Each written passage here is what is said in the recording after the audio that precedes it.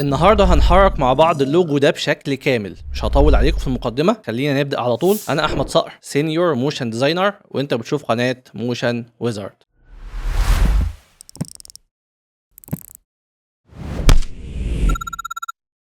زي ما احنا شرحنا في اكتر من مره وعملنا فيديو مستقل عن الموضوع ده، ان احنا اول حاجه بنعملها ان احنا بنعمل تغذيه بصريه في الموضوع المتعلق بالفيديو اللي احنا هنشتغل فيه. فبنيجي هنا بنعمل كولكشن على دريبل مثلا، او ممكن نعمل نفس الكلام على بنترست، وبنبدا ان احنا نشوف افكار قريبه من الحاجه اللي احنا عاوزين نحركها عشان خاطر نجمع ونظبط الانيميشن بتاعنا. بعد كده بنبدا نحرك على طول. ده التحريك بتاعنا زي ما احنا شايفين. في الفيديو اللي فات حركنا العين، وفي الفيديو ده هنكمل تحريك بقيه اللوجو بتاعنا بحيث ان احنا نطلع حاجه جميله وسلسه وناعمه بالشكل ده. طبعا وكالمعتاد هرفع لكم الملف على جروب التليجرام عشان خاطر تشتغلوا عليه، ولو حابين ان احنا نرفع كمان ملف الافتر افكت بحيث ان هو يكون ريفرنس معاكم وتشوفوا الحركه والجراف اديتور، اكتبوا لي في التعليقات تحت، ولو لقيت عدد فعلا مهتم بالملف هرفعه لكم ان شاء الله برضو على جروب التليجرام. اول حاجه بعد ما عملنا الخطوات اللي فاتت، التغذيه البصريه وغيره، بنبدا ان احنا نقسم البروجكت بتاعنا عشان خاطر نبدا نسهل الموضوع على نفسنا. طبعا احنا بنعمل تغذيه بصريه، بعد كده بنقرر هنحرك ازاي، بعد كده بنبدا نحرك. فزي ما احنا شفنا من شويه، احنا هنحرك الداشز دي كده لوحدها بتلف، وهنحرك رقم 6 ورقم 3 بحيث ان دي كده بتعبر عن رقم 360. وكمان عندنا التكست او التايب بالعربي، وعندنا برضو التكست بالانجليزي. فهنبدا نقسم كل حاجه من الحاجات دي في بير كومبوزيشن لوحده بحيث ان احنا نبدا نتعامل مع الملف بشكل احسن. فاول حاجه هعملها هنزل هنا عند الباك جراوند وادوس كنترول ال عشان خاطر ما تتحركش معايا. بعد كده اجي هنا اعلم على دول كلهم وادوس هنا كنترول شيفت سي، بعد كده اسمي ده داشز. بعد كده امسك التكست اللي بالانجليزي بالشكل ده هعلم عليهم كلهم وادوس كنترول شيفت سي، وبعد كده هسميه انجلش تكست. بعد كده اعلم على التكست العربي بالشكل ده وادوس كنترول شيفت سي وادوس Arabic تكست. بعد كده هدوس انتر. دلوقتي بقى عندنا الثلاثه هنا والسته هنا مقسمها على 2 لاير عشان خاطر هنحركهم بشكل افضل وهم متقسمين. بعد كده عندنا 3 كومبوزيشن او 3 مجموعات، مجموعه للداشز دي، مجموعه للتكست العربي، مجموعه للتكست الانجليزي. خلينا نحركهم بالترتيب. اول حاجه هنمسك رقم 3 ده ونحاول نعمل له انيميشن بحيث نخلي الكلمه كانها بتتكتب كده من تحت. وليه بتتكتب من تحت؟ لان احنا خلينا العين تقفل من النص وعاوز كل حاجه تطلع من المركز بتاع الشاشه. لو دوسنا على حرف الطه من الكيبورد هيدينا السيف تايتل اكشن زي ما احنا شايفين، وبالتالي المركز بتاعنا جاي من هنا. فالاحسن ان انا اخلي الثلاثه تتكتب من تحت. طيب ممكن اعملها ازاي؟ في حاله الثلاثه دي انسب حاجه ليها ان احنا نستخدم افكت اسمه ستروك. طيب بستخدمه ازاي؟ اول حاجه بقف على اللاير بتاعتي. طبعا مهم جدا ان احنا نكون مسميين زي ما انا عامل هنا. هتلاقي كل حاجه متسميه، حتى في التكست لو دخلنا هنلاقي كل حرف متسمي لوحده. التسميه مهمه، ترتيب الملفات مهمه، تلوين الملفات مهم. كل ده بيسهل عليا الشغل وبيسهل عليا التعديل. طيب اول حاجه هقف على اللاير بتاعتي وادوس على حرف الجي من الكيبورد عشان خاطر يعمل لي ماسك على اللاير، عشان خاطر الافكت بتاع ستروك مش بيشتغل الا على الماسكات اللي موجوده على اللاير. فادوس هنا دوسه، بعد كده ادوس كده واسحب عشان خاطر يعمل لي كيرف، بعد كده هدوس هنا دوسه واسحب كمان عشان يعمل لي كيرف تاني، وهكذا. مش لازم يكون ماشي بالظبط على اللاير بتاعتي، لكن مهم ان هو يبقى الى حد ما ماشي مظبوط. طبعا هنيجي هنا هنظبط الحركه دي، هندوس الت عشان خاطر يظبط لنا الخط ده. بعد كده هدوس دوسه هنا، بعد كده هقف هدوس على المربع ده عشان يكمل لي رسم الماسك. بعد كده هدوس هنا وبكده ابقى رسمت الماسك بتاعي. بعد كده ممكن اعدل اخليه بشكل احسن عن طريق ان انا امسك الفيرتكس دي كده، اجيب دي كده شويه، اجيب دي كده شويه، اسحب الهاندل دي كده شويه لحد ما تظبط معايا. بعد كده هحط الافكت بتاع ستروك، هدوس كنترول مسطره عشان خاطر يجيب لي الافكتات عندي. بعد كده هدوس افكت ستروك بالشكل ده، هختاره من هنا، او ممكن ان انا اختاره من قائمه الافكت اند بريسيت من هنا لو انا مش مسطب البلجن بتاع اف اكس كونسول. طيب لحد دلوقتي مفيش حاجه ظاهره. ليه مفيش حاجه ظاهره؟ خلينا اولا نخلي اللون ده بلون تاني وليكن لون احمر مثلا عشان خاطر اشوف بشكل احسن. اللون اللي محطوط هنا مش هيفرق معايا وهتعرفوا دلوقتي ليه. انا اول حاجه هعملها هزود الهاردنس شويه كده، بعد كده ازوده شويه كمان. بعد كده من هنا هخلي مقاس الفرشه يزيد معايا لحد ما يغطي الشكل بتاعي. لقيته غطى الشكل بتاعي كويس، بس جه هنا لسه في حته ناقصه، فممكن اسحب دي كده بحيث ان انا ما اتخنش برده الستروك اللي انا عملته قوي. طيب بعد كده هاجي عند الاند هنا واخلي القيمه بتاعتي 0%. بعد كده هعمل كي فريم هنا، بعد كده هدوس كنترول شيفت وهمشي بالماوس 40 فريم بالشكل ده، وهخلي القيمه بتاعت الاند هنا 100%. فدلوقتي الماسك اترسم عندي على الشكل بتاعي. طيب ما حصلش حاجه برضو، هيبدا يحصل حاجه لما احنا نيجي هنا ندوس على الاختيارات دي ونختار اخر حاجه اللي هي ريفيل اوريجينال ايمج. هدوس كده واشغل، هلاقي الشكل بتاعي بيترسم مظبوط و100%.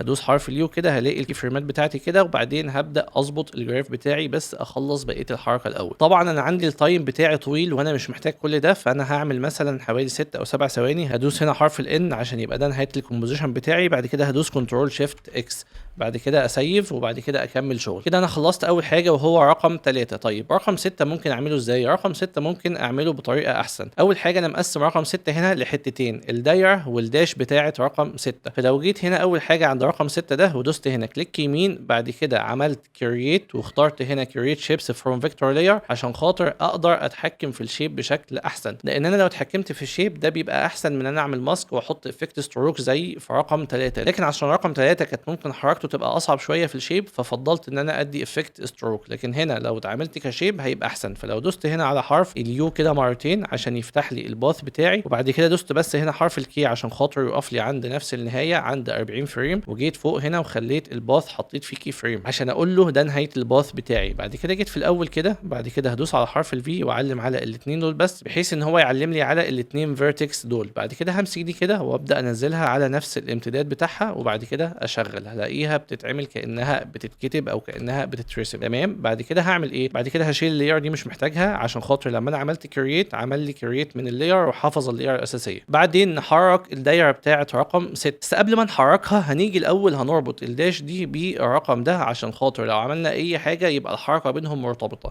بعد كده نيجي هنا وندوس الت شيفت اس عشان نحط كي فريم في السكيل. بعد كده نمشي 40 فريم برضو زي ما عملنا هناك، وبعد كده نخلي دي برضو 100%. هنيجي في الاول هنا وندوس هنا صفر، بعد كده هنشغل هنلاقي دي كده وهي بتكبر الخط ده بيطلع، فالحركه بتاعتي بقت مركبه شويه وبقى شكلها الطف. لو علمنا على الثلاثه دول ودوسنا على حرف اليو كده عشان خاطر نفتح الكي فريمات بتاعتنا ونعلم عليهم وندوس اف 9، بعد كده نفتح الجراف وبعد كده نخلي الحركه في الاول تكون سريعه معانا بالشكل ده، لان الحركه اللي كانت موجوده عند العين وهي بتقفل كانت حركه سريعه، فبالتالي عاوزين الحركه بتاعه التكست وهو بيفتح تكون حركه سريعه برضه، بحيث ان الماتش كات بتاع الترانزيشن يكون مظبوط. فلما اشغل كده هلاقي الحركه بتطلع معايا سريعه في الاول واهدى شويه في الاخر. طبعا احنا لما هنكمل بقيه الانيميشن هنكتشف ان الحركه دي مش بطيئه خالص ولا حاجه، بالعكس الحركه لما بتبدا تتكامل مع بعضها بسرعه معقوله بنبدا نلاقي ان الدنيا مظبوطه، وهنشوف ده قدام. ولو حسينا ان الدنيا ابطا او اسرع بنبدا نظبط بعدين في الكي فريمات بتاعتنا. كده خلصنا الجزء اللي في الاول، هنخش على الجزء الثاني وهو الداشز. فلو جيت هنا دخلنا على الداش من جوه، بعد كده عملنا زوم هنا ومسكنا اول لاير هنا ودوست كنترول وقعدت انزل عشان اشوف اللايرز بتاعتي، هكتشف ان انا الحمد لله ماشيهم بترتيب وبشكل منظم، وده بيسهل عليا التحريك. بعد كده عشان اعمل نفس الحركه اللي انا كنت اعملها هكتشف ان انا محتاج اعمل اكتر من حاجه. اول حاجه ان انا هخلي الانكر بوينت بتاعه كل شكل من الاشكال دي تبقى في النص هنا. طيب ده ليه؟ ده عشان خاطر يبقى مركزهم واحد. الحاجه الثانيه ان انا هربطهم كلهم بنال اوبجكت عشان خاطر اديهم انيميشن موحد. عشان اعمل نال اوبجكت هدوس هنا كليك يمين في حته فاضيه، بعد كده هدوس نيو، بعد كده هدوس نال اوبجكت. طبعا احنا اتكلمنا عن النال اوبجكت بالتفصيل في فيديو قبل كده وهو مفيد جدا، ويا ريت تشوف الفيديو ده عشان خاطر تقدر تتعامل مع النال اوبجكت بشكل احسن. هخلي الانكر بوينت بتاعته في النص هنا، بعد كده هدوس على حرف الفي عشان خاطر اخليه في نص الشكل بتاعي بالظبط. هاجي هنا بالتقريب احاول اظبطه بالشكل ده، اصغر كده شويه وابص الاقي ان هو لا محتاج سنه كمان، وكده يعتبر ظبط. يعني حتى بالنظر بنبص على الحدود كده واظبطه اجيبه سنه كده، فهو كده يعتبر ايه الشكل ظبط. او ممكن ان انا ارسم دايره كجايد وبعد كده احرك من خلالها، لكن هي الدنيا كده ان شاء الله مظبوطه. بعد كده هعلم على الليارات دي كلها بالشكل ده، وهمسك علامه البيك وايب بتاعه النل مش الثانيه اللي هنا، وبعد كده اخدها للنل اوبجكت، وبالتالي كلهم دلوقتي بقوا مربوطين بالنل اوبجكت بتاعي. بعد كده هعمل حاجه لطيفه جدا زي ما قلنا، وان انا هاجي عند كل واحد من دول وهدوس حرف الواي عشان خاطر اخد الانكر بوينت بتاعته واربطها مع النل اوبجكت. لو ما لقطش مركز النل اوبجكت دلوقتي هدوس كنترول عشان خاطر يلقط المركز بتاعه ويعمل سنابنج. بعد كده هدوس كنترول سهم لتحت عشان اخد ده نفس الكلام واحطه هنا. خليني اعمل بقيه العمليه بشكل سريع عشان خاطر ما اضيعش وقتكم، وبعد كده نكمل شرح.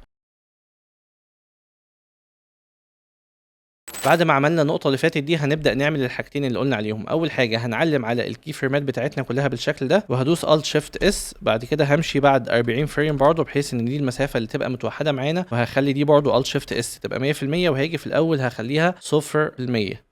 وادوس انتر. طبعا برضو هاجي هنا هخلي دي حوالي 6-7 ثواني مش هتفرق عشان خاطر ما يبقاش طويل قوي معايا. بعد كده عندي كي فريمات تقريبا هنا اتعملت بالغلط هشيلها خالص عشان خاطر ما تعمليش مشكله. اشغل كده هلاقي الحركه بدات تكبر معايا بالشكل ده. الحاجه الثانيه اللي هعملها ان انا هاجي في الاول كده هدي قيمه في الروتيشن. دلوقتي طبعا كلهم مربوطين مع النال هنا، فلو خليت الروتيشن هنا 0% ما لفتش ولا لفه، وبعد كده دوست كي عشان يروح لي على الكي فريمات اللي في الاخر، وخليت دي 1 هنا معناها ان انا خليته يلف لفه كامله. فلو فلما اجي اشغل كده هلاقيه ان هو بيظهر معايا بالشكل ده. طيب كده محتاجين نعمل حاجتين كمان عشان نبقى قفلنا الحركه هنا. اول حاجه معايا ان انا هاجي عند الكومبوزيشن الاساسي، بعد كده هعلم على اي واحد من دول كلهم واخدين نفس الايزنج تقريبا، وهدوس من هنا عند البلجن بتاع كوبي ايز اللي احنا جبنا سيرته في كل فيديو تقريبا. بعد كده هنيجي عند الكومبوزيشن ده وهدوس حرف الزد بس عشان اكبر معايا الشاشه، بعد كده اعلم عليهم كلهم وادوس على حرف الذال تاني، انا قلت من شويه زد اقصد حرف الذال، وبعد كده هدوس هنا ايز. لما بعمل كده فببقى خدت نفس النعومه بتاعه الحركه اللي اتعملت. ممكن اقفل اللاير بتاعه النال اوبجكت لو هي شكلها بيضايقني هنا، وكده كده النال اوبجكت سواء مقفوله او مفتوحه فهي عامله نفس التاثير ما دام ان احنا ربطناها وعملنا كي فريمات. فلو شغلت كده الاقيها بتطلع معايا بالشكل ده. هل بس ده اللي ممكن اعمله؟ لا، ممكن اعمل حاجه احلى كمان، ان انا اخلي في اوفرلابنج ما بين اللايرات فما اخليهمش كلهم ماشيين مع بعض. طب اعمل كده ازاي؟ ممكن اعملها بشكل مانيوال او ممكن اعلم عليهم كلهم كده وادوس الت شيفت واسحب بالشكل ده واشغل واشوف، هلاقي الدنيا طلعت معايا بالشكل اللي احنا شفناه في الاول. او ممكن اعمل حاجه تاني، لان الاوبشن اللي انا عملته ده مش موجود في النسخ القديمه. ممكن اعلم عليهم كلهم كده بالشكل ده، بعد كده اجي هنا عند البلجن اللي اسمه ريفت اللي شرحناه في الفيديو اللي قبل اللي فات تقريبا، وهختار هنا ان الفرق ما بين كل واحده والتانيه تبقى 2 او ممكن 1. خلينا كده ندوس ونجرب واشغل، الاقيها اتحركت معايا بالشكل ده، وبالتالي الحركه دي حاسس ان هي الطف كمان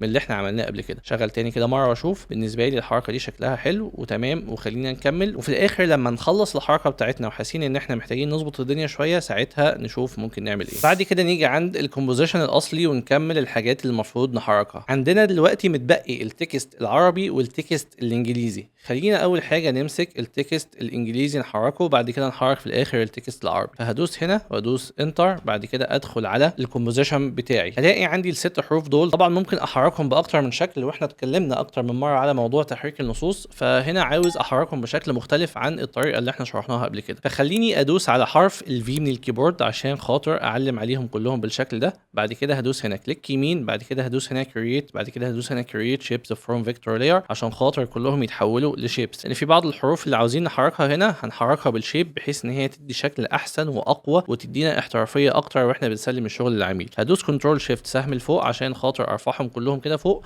وامسك دول كلهم واحذفهم خلاص مش عاوزهم. بعد كده هصغر الكومبوزيشن بتاعي برده، مش محتاجه يبقى طويل قوي كده. هدوس هنا ان، بعد كده شيفت كنترول اكس، بعد كده هبدا ان انا اعمل انيميشن للحروف بتاعتي. هعلم عليهم كلهم كده وهدوس كنترول اف عشان خاطر هنا يديني الخصائص بتاعه البحث، وادوس هنا كلمه باث بالشكل ده عشان خاطر يفتح لي الباث اللي موجود في العناصر كلها، بدل ما اقعد افتح كل شيب لاير لوحده وافتح قائمه الباث، فبالتالي الدنيا هتبقى كبيره قوي معايا. لكن لما انا هعمل الموضوع بالشكل ده الدنيا هتبقى اسهل بالنسبه لي. هتبقى اسهل بالنسبه لي ازاي؟ بمنتهى البساطه ممكن ادوس كنترول شيفت وبعد كده سهم كده 4 مرات عشان خاطر امشي 40 فريم زي ما احنا عملنا. بعد كده هدوس على حرف الذال من الكيبورد وهدوس على اول ساعه بالشكل ده. هدوس كده دوسه بس مش هشيل ايدي لسه، بعد كده هسحب لحد ما اوصل لتحت هنا. لما اجي هنا بقى قدام في اول اللاير بتاعتي او اول الكومبوزيشن بتاعي وادوس حرف الزد، اقدر ساعتها انا اتعامل مع كل باث لكل حرف بشكل مستقل. فهاجي هنا عند اول حرف مثلا حرف التي، بعد كده هقف عند كلمه باث بالشكل ده. ممكن اخلي النقط دي تبقى داخله كده بالشكل ده بحيث ان هي كانها مثلا كانت حرف اي وبعد كده بقت حرف تي، وهاجي هنا كده هعمل نفس الكلام بالشكل ده. ادخل كده بقت هي يعتبر كانها حرف اي بس مش باينه قوي. مش عاوز ادخل اكتر من كده عشان ما تبقاش بايظه، لان احنا كده كده هنخلي الحركه في الاول سريعه فمش هتبقى باينه خالص ان هي فيها مشكله هنا. بعد كده حرف الاي ممكن امسكه بالشكل ده برده من الباث، وبعد كده ازوم لان الاي الفيرتكس اللي فيه زي ما احنا شايفين كتير جدا، فلو انا لعبت فيها ممكن الدنيا تبوظ معايا. لكن ممكن اعمل هنا حركه حلوه جدا حتى انا ما عملتهاش في التحريك الاساسي. ممكن اروح دايس عند الباث اللي فوق ده واروح معلم عليهم كلهم بالشكل ده وادوس كنترول تي عشان خاطر يبدا ان هو يتحكم في النقط دي بس. ولو صغرت بالشكل ده ودوست كنترول الت شيفت حتى عشان خاطر يبقى التصغير في المركز بتاعي بالظبط، هلاقي ان الكلمه قفلت كده، ولما نيجي نفتح هنلاقيها بتعمل معايا الشكل ده، فبقى شكلها برده لطيف وحلو. نيجي في الاول برده هنمسك حرف الار عشان خاطر نعمل له انيميشن، وده سهل شويه. ممكن اجي هنا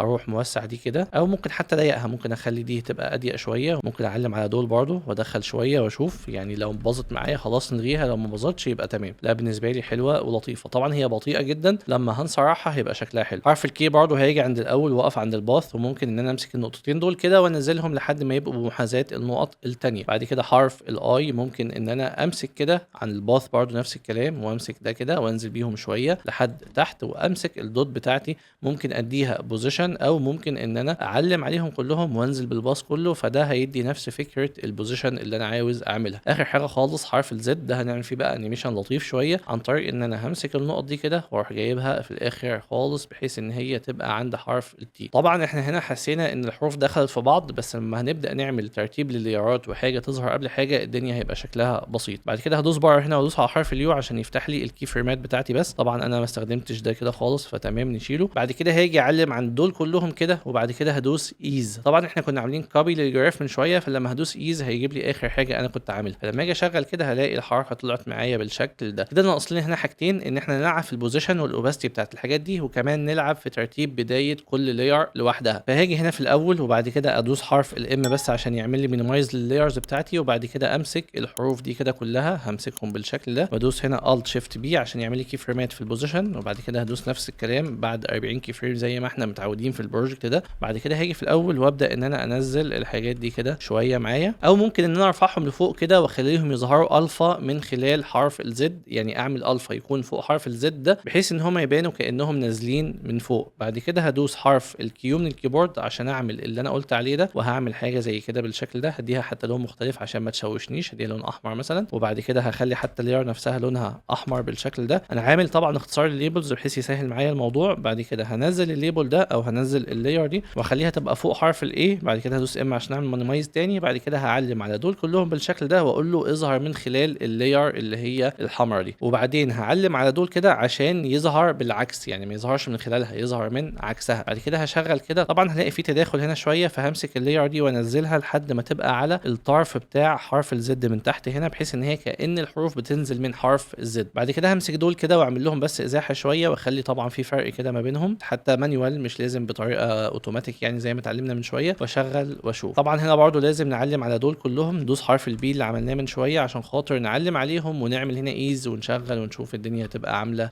ازاي معايا. طبعا هي جت كده عشان خاطر الشيب لاير ده، فممكن معلش نرجع نرفعه تاني ويبقى اللي احنا عملناه من شويه كويس، نخليه كده حتى مثلا بحيث ان هو ما يقطعش حرف الكي معايا، ونشغل تاني ونشوف هلاقيها طلعت معايا بالشكل ده. ممكن كمان عشان نخليها احسن شويه ممكن اجي عند حرف الزد في الاول هدوس يو افتح الباث بتاعي، وادوس حرف الفي واخلي النقطتين دول يبقوا من هنا شويه. بعد كده هدي برضو بوزيشن في الاول وفي الاخر برضو، وبعد كده هاجي عند الاول واخلي حرف الزد يكون قريب شويه من حرف التي بتاعي. بعد كده هدي دول نفس الايزنج، شغل كده. بالنسبه لي كده بقت الطف شويه، بس محتاج ان انا ااخر الحروف اللي في الاخر دي شويتين ثلاثه بحيث ان ما يحصلش تقاطع معايا ما بين الحرف ده والحرف ده. اشغل كده مره كمان واشوف، الاقي الدنيا ان شاء الله ظبطت معايا الى حد ما. عاوزه شويه ظبط كده، فايه المهم ان احنا بنحاول معاها لحد ما توصل معانا. طبعا مش من اول مره الدنيا بتظبط، لكن كده ممكن نلاقيها ظبطت معانا. ايوه كده بقت مظبوطه بالظبط. بعد كده نرجع عند الكومبوزيشن الاساسي بتاعنا ونشغل ونشوف، هنلاقي اغلب الحاجات الحمد لله حركناها، ومتبقي معانا التكست العربي بس. بعد كده هنحاول نربط العناصر مع بعض بشكل يبينهم ان هم كانهم حاجه واحده زي ما احنا متعودين.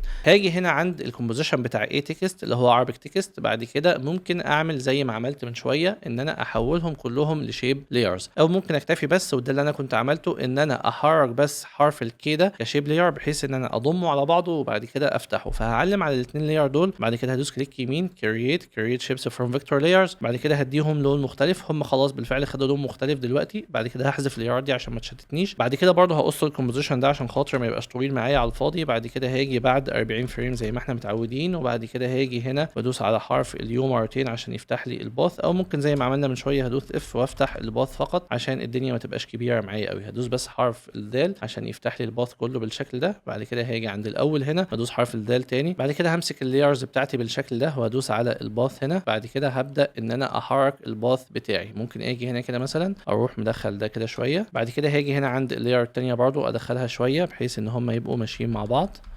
اعملها كده مثلا. بعدين ممكن اجي عند حرف الكاف هنا واعمل دي كده بحيث ان هي تبقى كانها برضو بتتكتب. بعد كده هاجي عند الاثنين دول كده ممكن اجي اعلم عليهم اخليهم كده. بعدين لسه حرف الكاف عندي ممكن يجيب تاني، فممكن عن طريق ان انا اجي هنا واروح معلم على دول كده وادخلهم شويه كمان بالشكل ده. بعدين هاجي عند برضو حرف الكاف تاني واعلم على دول كلهم وادخلهم بحيث ان الحاجات وهي بتتكتب يبقوا مربوطين مع بعض تمام بالشكل ده كده. بعد كده زي ما احنا شايفين بقى في فراغ موجود هنا، فهاجي هنا هعلم على الثلاثه دول واديهم بوزيشن عند الفريم رقم 40. وبعد كده هاجي في الاول واروح مدخل دول كده بعد كده هدوس بار وادوس حرف اليو عشان يفتح لي الكي فريمات في الكومبوزيشن كله، وبعد كده اعلم عليهم كلهم بالشكل ده، بدوس ايز اشغل واشوف كده الاقي الدنيا ظهرت معايا بالشكل ده. وطبعا لسه ممكن ان انا احرك النقط دي او اخليها تظهر بشكل افضل معايا. خلينا بس نشوف الحركه بقت عامله معانا ازاي دلوقتي. بدات الحركه تبقى مظبوطه وشكلها احلى بكتير. طيب ممكن احسن بقى الشكل بتاعي ازاي؟ دلوقتي انا عندي كل حاجه في كومبوزيشن عشان كنا ننظم الموضوع بشكل احسن زي ما كنا اتفقنا. فانا ممكن اخلي كل واحده من الثلاثه دول بتكون بتاخد بوزيشن وتكون بعيده عن المركز شويه، وبعد كده تبدا تدخل في المركز. فهخلي دي لوحدها دي لوحدها ودول لوحدهم. طبعا اللي فوق دول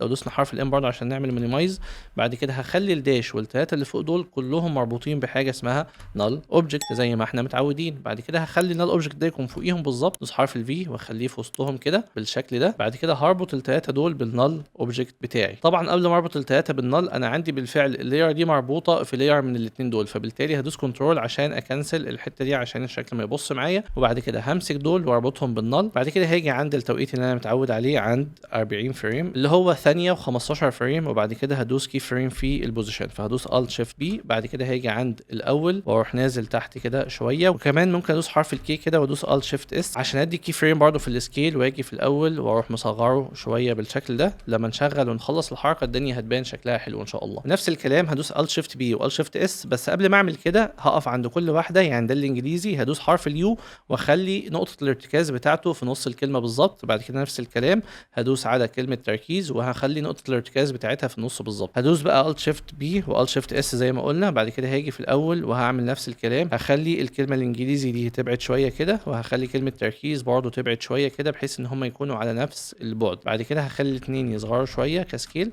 بعد كده هعلم على كل دول وزي ما احنا متعودنا هخلي نفس الايز بالظبط. طبعا عشان دول ما يطلعوش كده مره واحده فهحط هنا كمان كي فريم في الاوباستي في الاثنين دول بس، وهدوس الت شيفت تي. بس همشي بس 5 فريمات فقط او 7 فريمات، واخلي في الاول 0% عشان اخلي القتامه ما تبقاش موجوده والشكل يبقى شفاف معايا، واشغل كده. بالتالي الحركه بتاعتي طلعت مظبوطه 100%، شكلها حلو جدا ولطيف وناعم، ولما نيجي نحط عليها العين هتبان الدنيا معانا بشكل مظبوط. وده الشكل النهائي بتاعنا بعد ما خلصنا الانيميشن. طبعا بعد ما خلصنا الكلام ده ممكن ندي سكيل او حركه اضافيه زي ما عملنا هنا في الاخر. ممكن لو حد عاوز يزود حاجات تانية او يزود عناصر تانية يزودها لو هي هتخدم البراند بتاعنا او هتخدم اللوجو بتاعنا. زي ما قلت لكم هتلاقوا ملفات الاسكليتور على جروب التليجرام، هتلاقوا اللينك تحت الفيديو على طول. ولو محتاجين ملف الافتر افكت اكتبوا لي بس في تعليق تحت، بحيث ان انا لو حسيت ان عدد كبير مهتم بالملف هبعته ليكم بشكل مجاني على الجروب برضه. شكرا يا اصدقاء، اتمنى ان انا ما اكونش طولت عليكم، او لو طولت حتى يكون الموضوع بفايده. اشوفكم في فيديو جديد ان شاء الله.